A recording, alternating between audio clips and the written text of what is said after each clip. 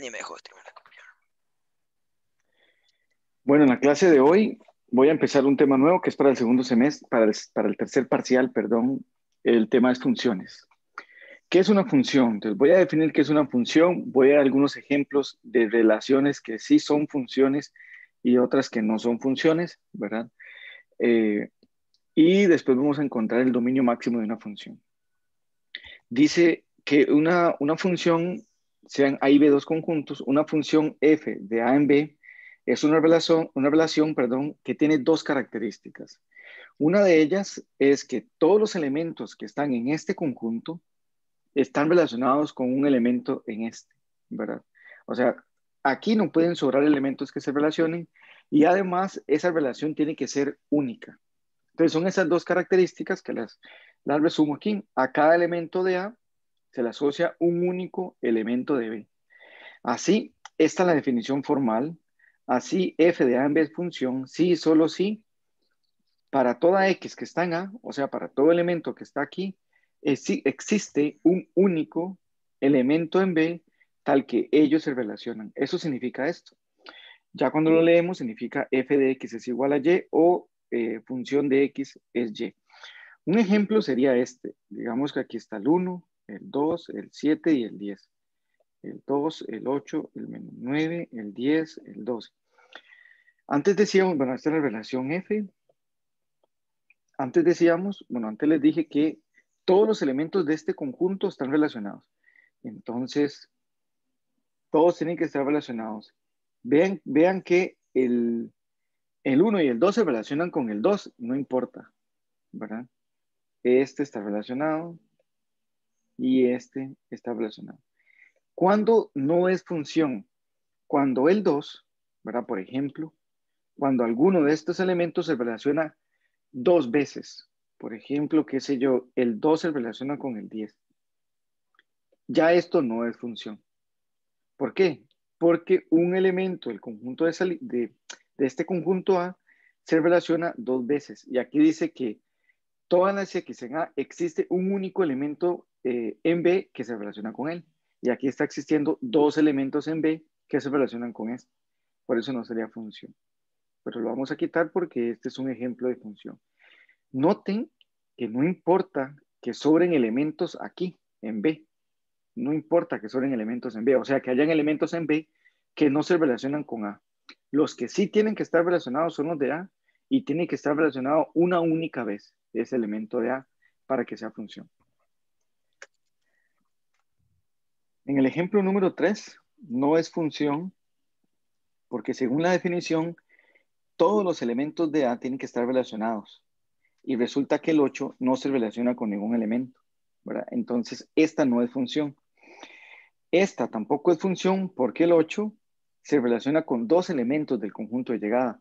Bueno, de este conjunto. Ahorita ya les pongo los nombres a los conjuntos y a los elementos. Este elemento 8 se relaciona dos veces y no puede suceder. No puede suceder que este 8 se relacione dos veces. La definición dice que es esta. Cada elemento de A se relaciona con un único elemento de B, ¿verdad? Por eso aquí sí es función, aunque el 1 y el 2 se relacionan con el B. El que no se puede relacionar dos veces es un elemento de A. Un elemento de B sí se puede relacionar más de una vez y además pueden haber elementos en el conjunto B que no se relacionan con elementos del conjunto de A. Ahora, tengo la función f de A en B. Bueno, ¿cómo se le llama este conjunto A? Este conjunto A se llama conjunto de salida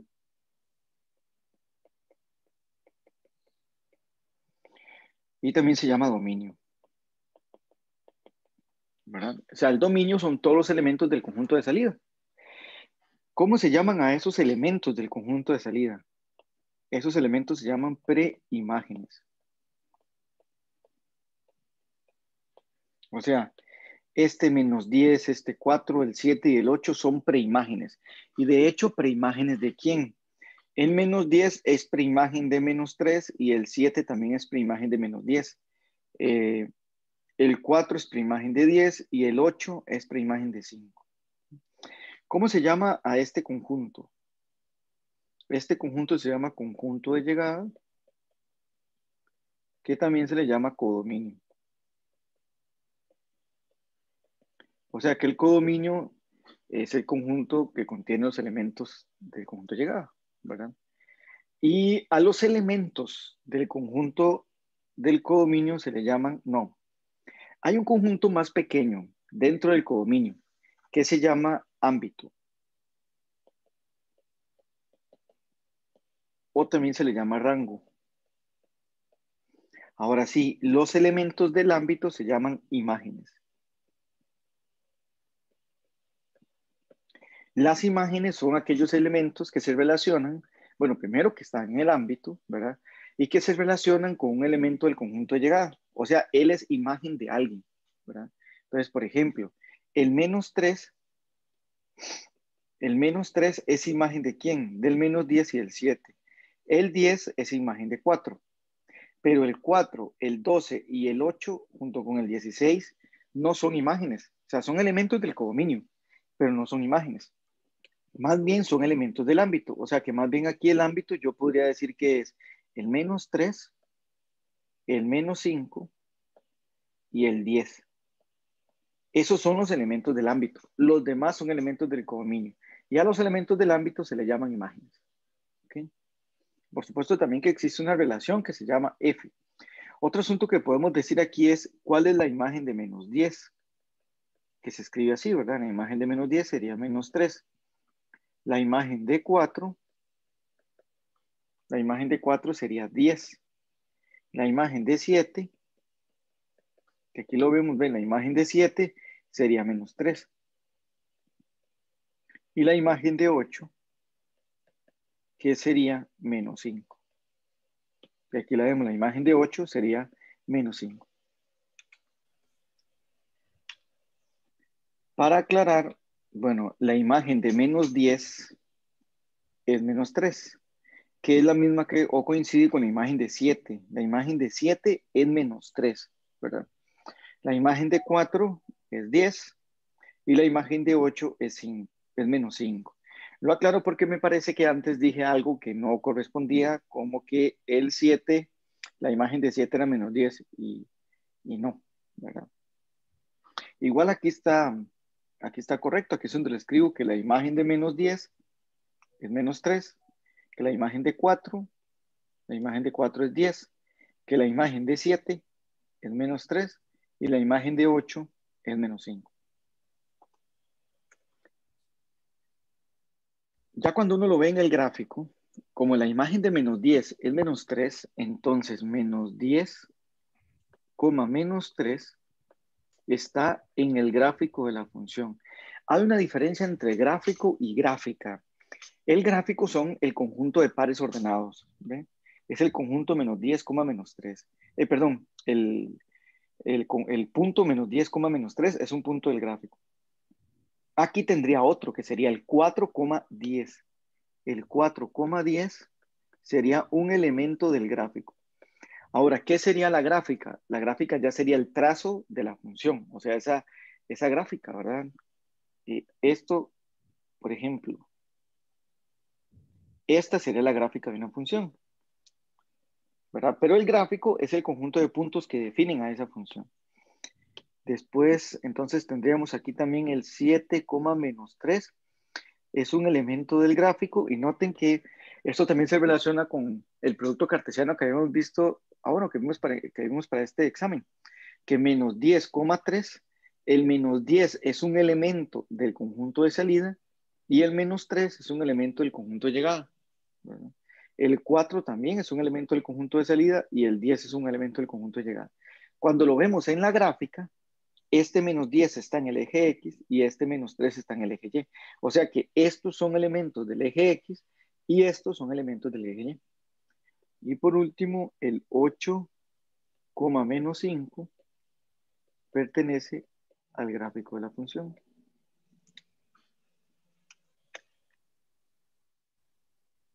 Ok, vamos ahora a calcular el dominio máximo de una función. ¿Qué es el dominio máximo? Bueno, si lo vemos con los diagramas, de verdad, de Venn, el dominio es determinar todos aquellos elementos del conjunto de A que sí se relacionan con elementos del conjunto B. Y se llama dominio máximo porque vamos a encontrar la mayor cantidad de elementos que sí se relacionan. Por ejemplo, bueno, en esta función, ¿verdad? En este criterio, que realmente este es el criterio de la función, uno puede calcular muchas imágenes. Qué sé yo, uno podría calcular la imagen de 2 y encontrar cuál es la imagen de 2, ¿verdad? Cuál es la imagen de 10 y otras imágenes. Bueno, entonces calculamos algunas imágenes. Por ejemplo, la imagen de 2 es menos 7 cuartos, la imagen de 10 es 23/84, la imagen de 0 es menos un medio. Pero cuando calculamos, por ejemplo, una como menos 2, nos va a dar error. ¿Por qué nos da error? Porque menos 2 es una restricción de este criterio. Y hay otro valor que también es restricción. ¿Qué es el dominio máximo?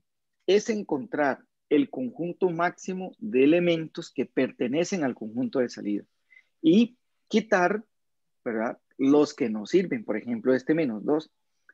Este menos 2 no tiene imagen, entonces tenemos que quitarlo del dominio. Tenemos que quitarlo de este conjunto de salida. Es como si yo ese tenido, ese menos 2 es como este 8 que no se va a relacionar con nadie.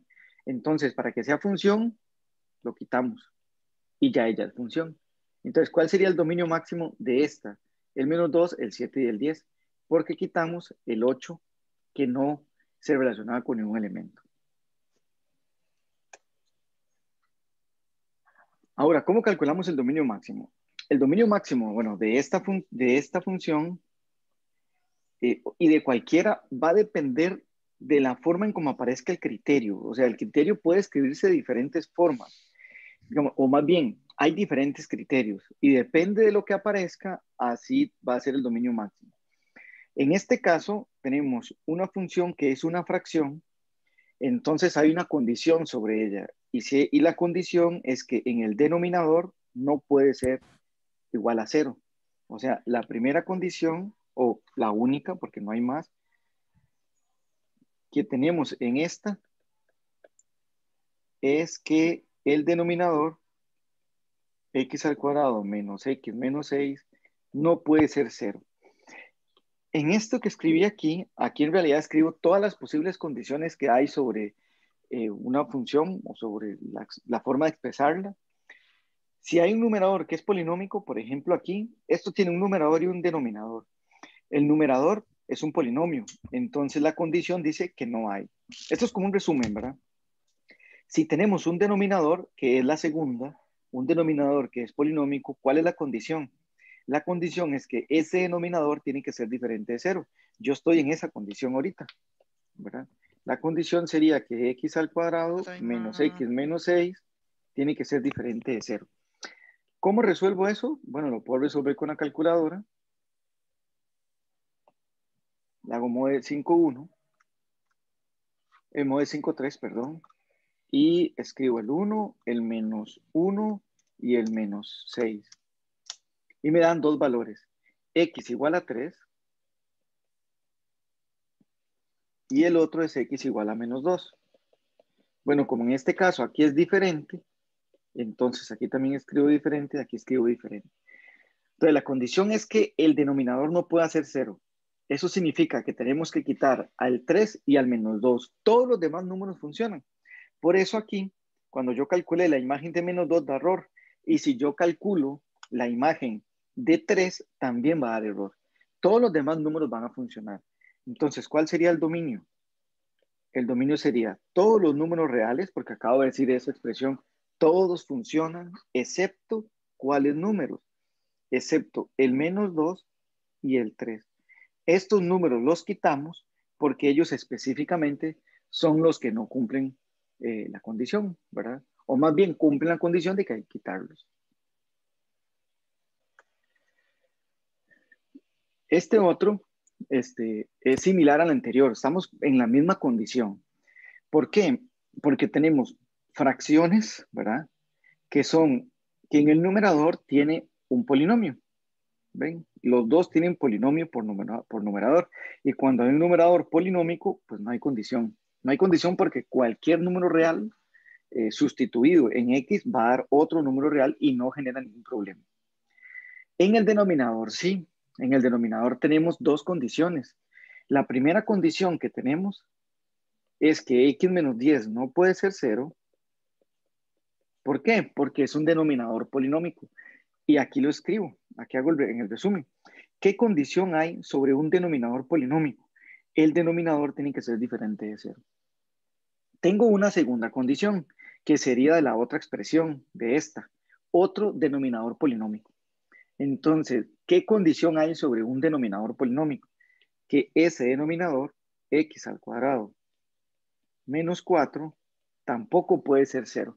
O sea, recuerden que hay una condición y es que el denominador no puede ser 0, sin importar lo que haya. Nunca puede ser igual a 0. En este caso, pues estamos en la condición de que es un polinomio, ¿verdad? Entonces, ese polinomio no puede ser 0. Bueno, de aquí tenemos que x no puede ser 10. Resolvemos. Y de aquí tenemos que x no puede ser. Lo podemos hacer ya sea con Perdón, entonces les decía que este x al cuadrado menos 4 lo podemos hacer ya sea con la calculadora, ¿verdad? Mode 5,3, para determinar cuáles son aquellos valores de x que hacen que x al cuadrado menos 4 sea 0. Entonces, escribimos el 1 en la calcu, el 0 porque no tiene x, ven que no tiene x, y el menos 4. Y nos va a dar dos valores, el 2 y el menos 2. También se pudo haber factorizado, es una diferencia de cuadrados, o también ver pues, que el 2 y el menos 2 son los números que hacen 0. Como son los números que hacen 0, la condición es quitarlos, más bien, es encontrar, para determinar cuáles son los que sí funcionan. ¿Cuáles sí funcionan? ¿Qué me dice aquí que son los que funcionan? Todos los que no son ni 2 ni menos 2. Y aquí, todos excepto el 10. Entonces, ¿cuál es el dominio máximo? Son todos los números reales, excepto 3 números que son los que hacen que el denominador se haga 0, que sería el 10, el 2 y el menos 2. En esta otra expresión, bueno, primero hay que, como yo les decía antes, hay que observar eh, cómo está conformada, ¿verdad? Está conformada por una raíz, bueno, primero es una fracción, que en el numerador es una raíz y en el denominador es un polinomio. Entonces vamos a tener dos condiciones. Primero, hay una raíz en el numerador. Entonces, bueno, recordarles que todo elemento. Bueno, y la raíz es par, es de índice par. Este numerito que está aquí es el índice, ¿verdad? Que en este caso es un 2. Este es el índice. Y este número, el x menos 4, es el subradical. Bueno, este es una raíz de índice par.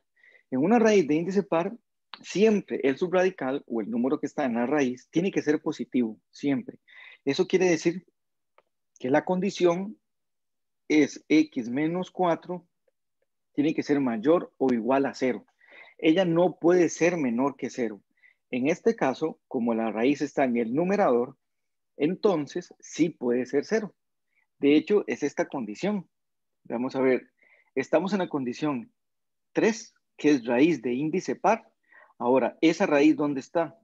Esa raíz está en el numerador. ¿Cuál es la condición? Subradical mayor o igual a 0. Eso fue lo que hice. La segunda condición, ahorita resolvemos esta.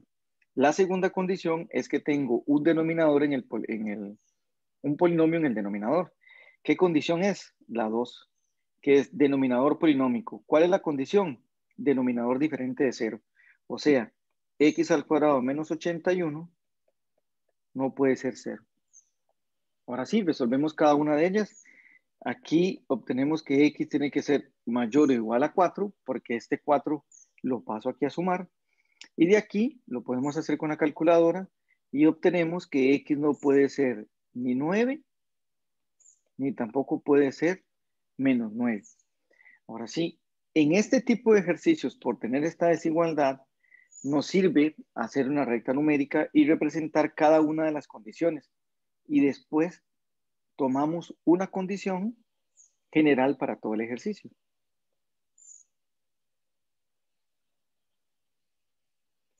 Que sería, aquí escribimos el 0, supongamos que aquí está el 4, aquí va a estar el menos 9 y supongamos que aquí está el 9. Entonces, esta condición me dice que son los números mayores o iguales a 4.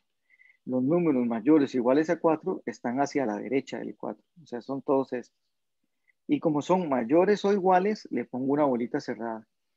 Si hubiese sido solamente aquí mayor, ¿verdad? Que sería escribirlo así. Si hubiese sido así, entonces le dejo aquí una bolita abierta. Bueno, y ahora está el menos 9, que lo que hacemos es subir una línea vertical y le ponemos una bolita abierta, y el 9. Subimos una línea vertical y hacemos una bolita abierta. ¿Cuál sería el dominio? El dominio serían, todos estos elementos son partes del dominio, ¿verdad? Son los números mayores a 4, excepto el 9. Porque el 9 no puede ser parte del dominio, porque el 9 hace 0 el denominador. El menos 9 no lo quitamos porque no es un número que está de aquí para allá, o sea, ya está excluido en este conjunto. Vamos a hacer esta otra. Bueno, primero identificar qué es una fracción, ¿verdad? La fracción, el numerador está conformado por un numerador que es un polinomio, no hay ninguna condición. Pero en el denominador sí, hay una expresión y específicamente es una raíz de índice par. Eso es importante porque si es de índice par, impar, perdón, es diferente. Es una raíz de índice par. Lo primero que sabemos es que todo subradical, ¿verdad? Tiene que ser positivo siempre o cero. Lo que pasa es que en este caso no puede ser cero porque además está en el denominador. Entonces, aquí tenemos como dos condiciones juntas. Una es que es un subradical, tiene que ser positivo o cero, pero además está en el denominador, entonces esa posibilidad de que fuera cero ya no la puede tener, porque está en el denominador y en el denominador no pueden haber ceros. Entonces la primera condición, y que en este caso es la única que hay, es que el denominador, que es un subradical, perdón, una raíz de índice par, el subradical tiene que ser mayor estricto que cero.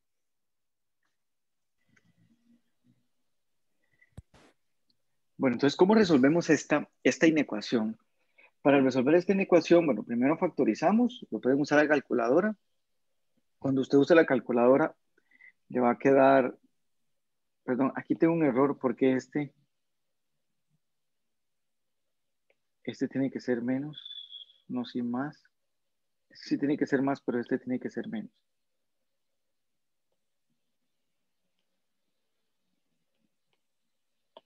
Cuando lo resuelvo con la calcu, me va a dar x menos 3 y x, bueno, cuando lo resuelvo con la calculadora me va a dar el 3 y el 2. ¿Verdad? Cuando hago modo en 5, 3. Ahora, yo ocupo factorizarlo. La factorización sería x menos 3 por x menos 2, mayor que 0. Entonces, primero lo factorizo con la calculadora. Perdón, primero le ingreso en la calculadora para encontrar cuáles son los ceros. Los ceros son 3 y 2. ¿Cuáles serían los factores? Los factores serían x, esta x le resto este 3 y a esta x le resto el 2. Ahora, ¿cómo sé yo cuándo este producto es mayor que 0? Para eso tengo que hacer una tabla. En la tabla yo necesito los ceros, que son el 3 y el 2, ya los tenía aquí arriba, y hago esto. Menos infinito, 2, 3 y más infinito. Esta es la tabla que voy a construir. La tabla lleva una línea horizontal en la que van a ir los ceros junto con el infinito negativo y el infinito positivo. Ahora hago líneas verticales.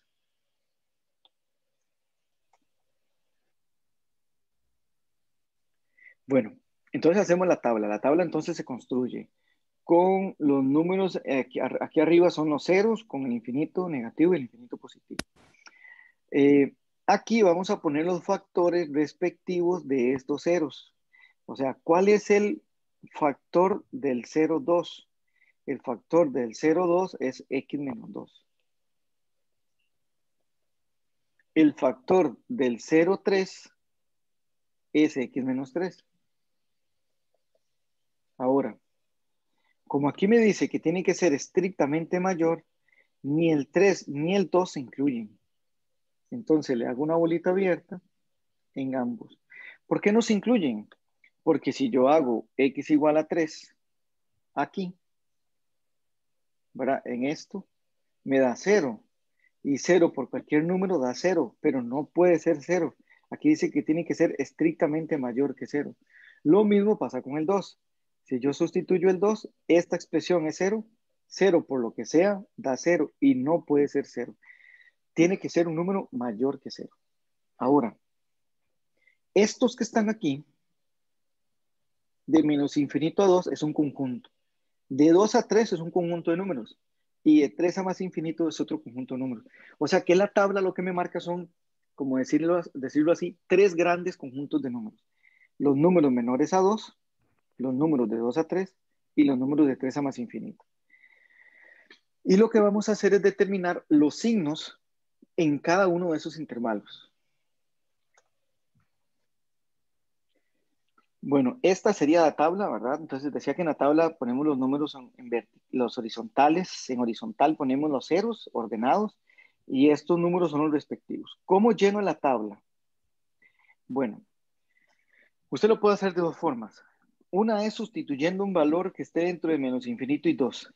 Por ejemplo, el 1. Entonces usted dice, 1 menos 2 es menos 1. ¿Qué signo tiene? Negativo. Tomo otro valor aquí de 2 a 3, el 2,5. 2,5 menos 2, ¿qué signo tiene? Positivo.